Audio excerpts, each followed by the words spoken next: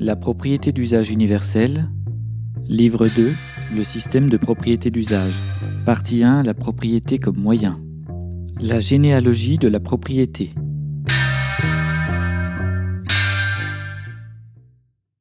Après avoir succinctement invoqué quelques lois concernant la propriété, nous ne pouvons continuer sans rédiger sa brève généalogie. Nous ne pourrions nous satisfaire de réfléchir sur la propriété sans en avoir recherché l'origine, sans avoir parcouru son histoire, sans réfléchir sur sa légitimité. La propriété commence par le corps. De la fourmi au lion, en passant par l'homme, l'arbre ou la méduse, la première frontière de la propriété se matérialise dans les contours de l'individu. Nous avons vu lors de l'étude de la valeur comment la valeur d'usage de l'air se consume à travers la fonction vitale de la respiration. Le corps offre en effet les premières limites de notre propriété d'usage, qui doit rester principale et inaliénable. La place manque ici pour rentrer en détail dans les questions éthiques du genre. Louer son utérus rentre-t-il dans l'exploitation d'usage du corps, au même titre que n'importe quelle valeur échangeable ? Car on sait combien ce qui ressemble au premier abord à un usage consenti et volontaire donne souvent avoir une exploitation au deuxième regard. La prostitution et le proxénétisme, la gestation pour autrui, régentée par l'intermédiaire d'un propriétaire lucratif, etc.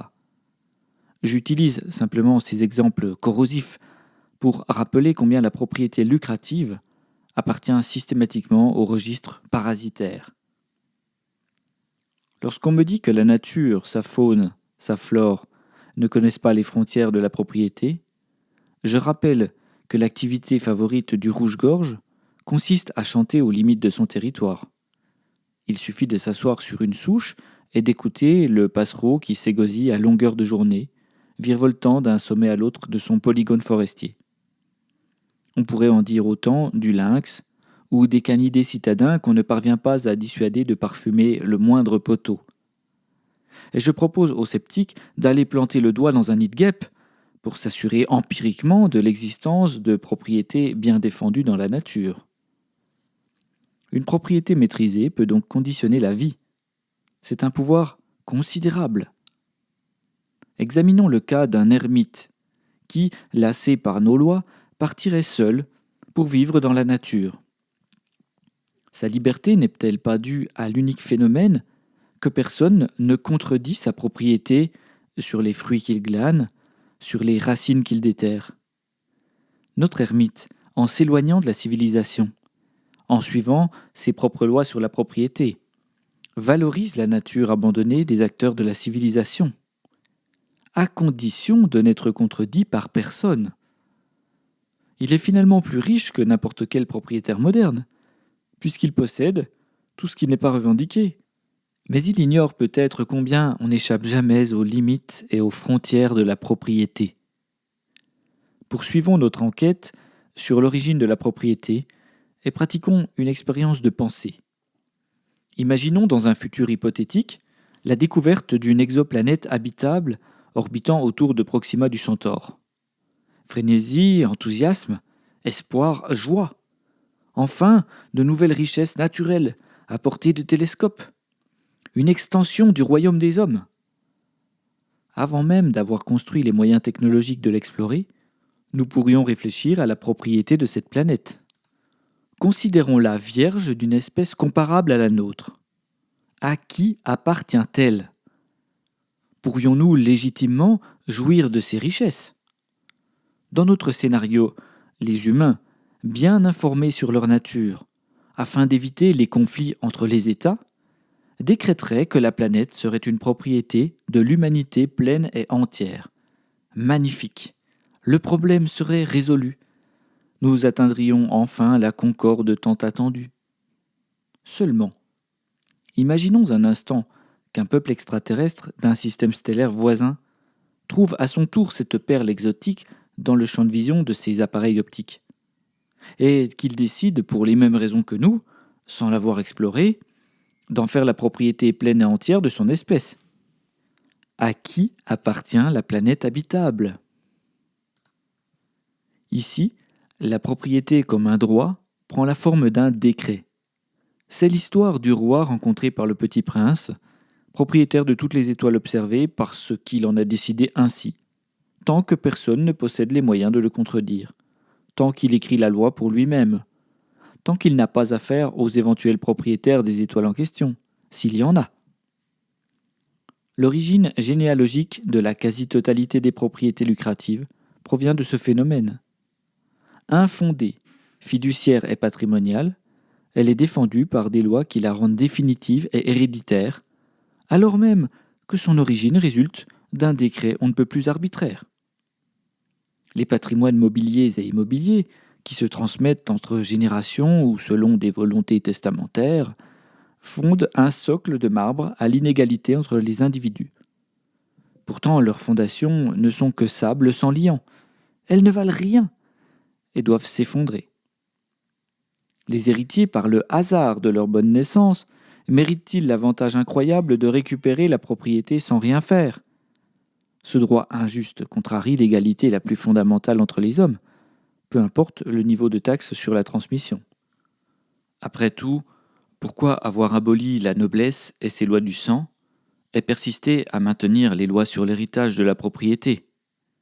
Les héritages fonciers et pécuniaires proviennent des systèmes familiaux patrilinéaires dont l'émergence est largement postérieure à celle de l'agriculture en Eurasie. L'héritage familial, c'est-à-dire la conservation clanique d'un patrimoine, est lui-même à l'origine des systèmes familiaux. C'est finalement un rapport de propriété. Le souci de conserver un avantage constitue la première motivation du transmetteur, qui cherche, par un système institutionnalisé, à conserver les acquisitions de sa vie, peu importe d'où elles proviennent et comment elles ont été acquises. On en déduit aisément que si l'héritage du patrimoine familial constitue un avantage pour ses bénéficiaires, alors il contient en lui une source d'inégalité. On en déduit aussi que si l'on souhaite lutter sérieusement contre les inégalités, les lois de la succession patrimoniale doivent disparaître. Par exemple, l'utilisation du testament illustre merveilleusement la proposition inégalitaire. Son recours n'est-il pas motivé par le désir unique de différencier un individu désigné ? Chaque société jugera. Par effet d'échelle, les systèmes politiques des nations s'adaptent aux formes des systèmes familiaux et à leurs règles de transmission du patrimoine.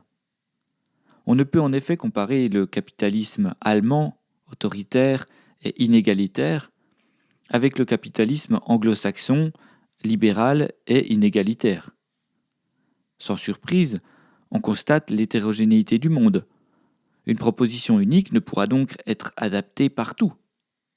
Si le communisme historique n'a jamais percé dans le monde libéral anglo-saxon, c'est parce que le système familial, puis politique, y est farouchement hostile par son refus de l'autorité et de l'égalité. Les résistances provoquées par la peur du déclassement du petit propriétaire sont de puissants pouvoirs contre-révolutionnaires. Si un roi en manque de terre ou un enfant rêveur peuvent s'affirmer propriétaires du firmament, c'est parce qu'ils n'ont pas les moyens d'en user. Une propriété inexploitable par son propriétaire n'a aucune valeur.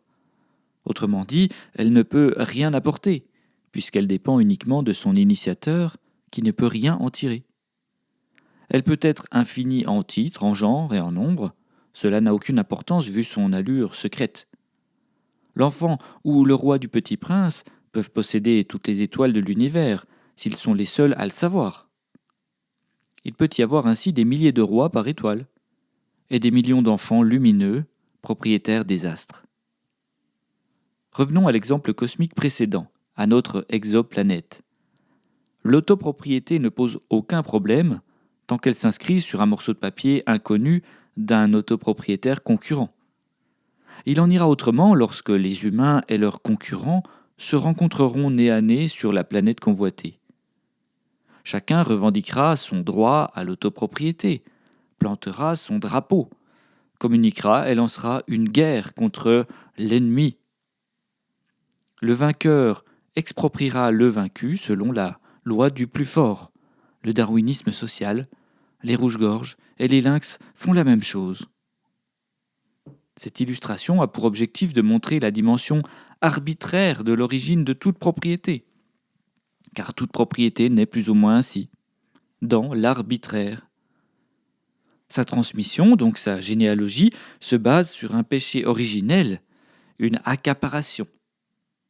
Ce constat délégitime le crédit accordé aux règles de transmission de l'héritage, puisque les fondations de toutes les propriétés reposent sur du sable.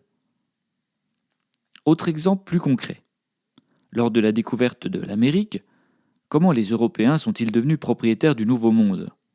Réponse, parce qu'ils en ont décidé ainsi et que les Amérindiens ne possédaient pas les armes de la contestation.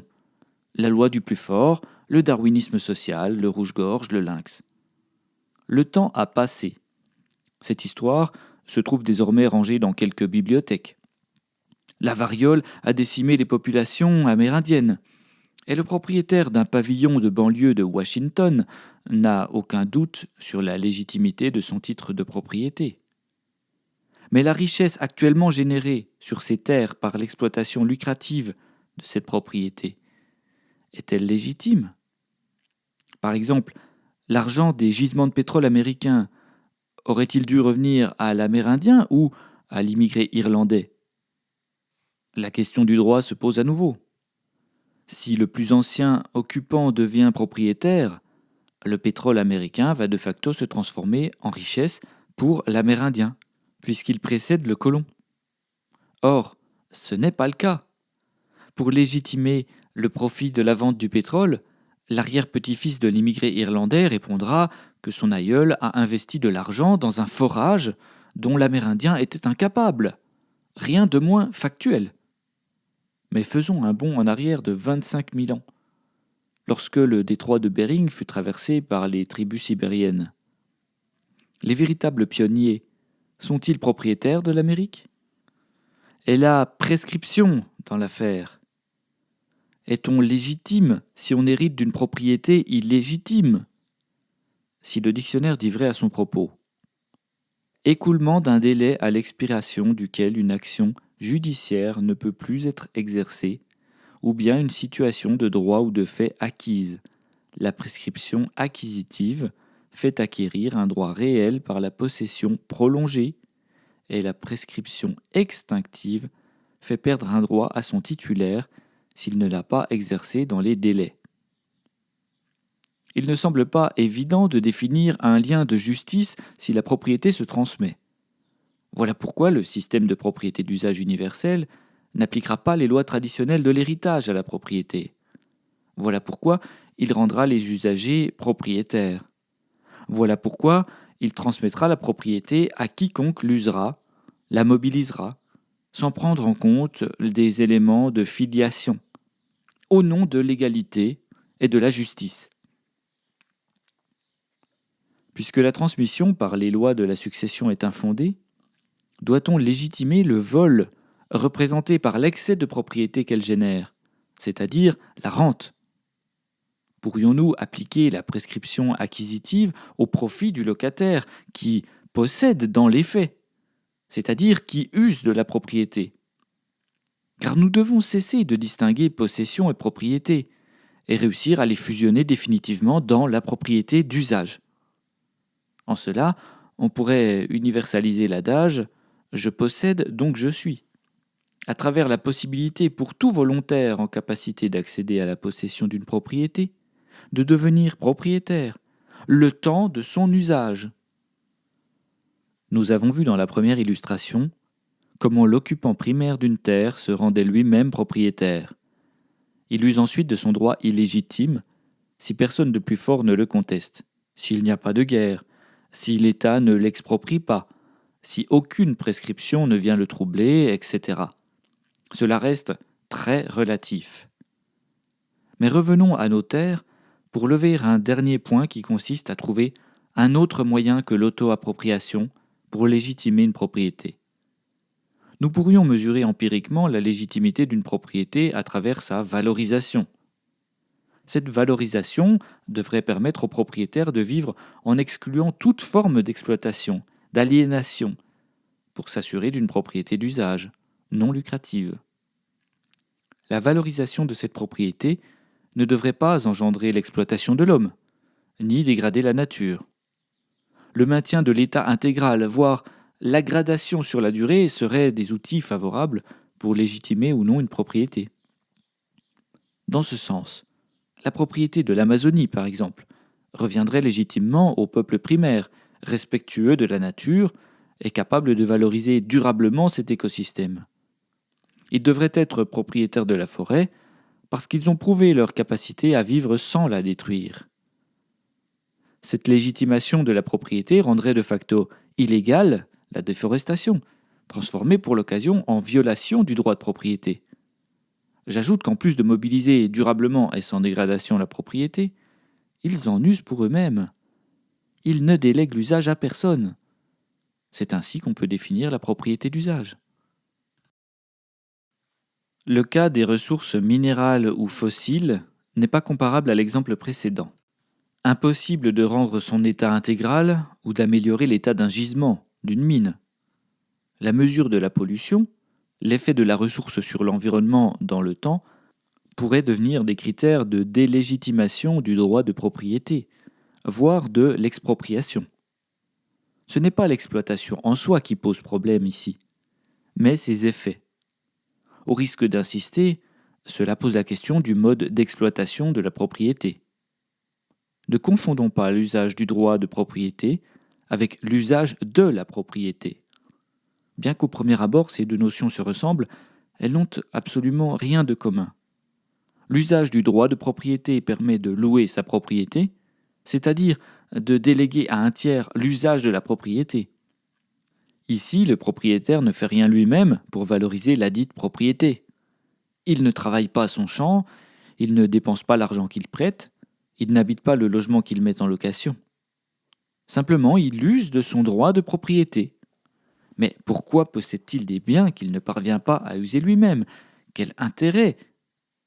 Le droit, conçu loin des idées philanthropiques, l'autorise à profiter, c'est-à-dire à tirer un profit de son titre de propriété, qu'on appelle ici une rente. On trouve l'essence de la propriété lucrative dans cette seule possibilité, l'exploitation lucrative du droit de propriété. Car le capital est à la fois un droit de propriété et un stock de travail en valeur échangeable. En cela, aucun propriétaire lucratif n'a de mérite à mobiliser son capital, car celui-ci provient exclusivement du travail des autres, capté par les mauvaises règles de la propriété lucrative. De plus, le capital étant le plus souvent acquis par les lois injustes de l'héritage, il n'y a pas de quoi se vanter d'en avoir reçu à sa naissance, ou selon des volontés consignées dans un testament. Mais pour se défendre, notre propriétaire lucratif tentera une énième fois de se faire passer pour un sauveur du peuple, en professant que son travail consiste à en offrir par la mobilisation de son capital via la location, et que sans lui, les gens qui ne sont rien n'auraient pas d'outils de travail, pas de logement. Foutaise! C'est l'expropriation qui génère la précarité par le transfert de la richesse. Le travail du locataire remontant vers le propriétaire par capillarité est jamais l'inverse. C'est la dîme représentée par la rente du propriétaire lucratif qui étrangle le dépossédé. Celui qui n'a pas d'autre choix que de louer son travail, son logement, son argent pour survivre. Voilà combien le vol de Proudhon concerne précisément l'exploitation de la rente par le moyen de la propriété lucrative, qui mène, comme Marx l'a démontré, à la concentration entre un faible nombre de mains, origine de la domination, entre guillemets, bourgeoise. Les bourgeois marxiens sont les propriétaires lucratifs dominants, c'est-à-dire ceux qui délèguent l'usage de leur propriété à des locataires et récoltent la rente, ceux qui ne louent jamais leur force de travail.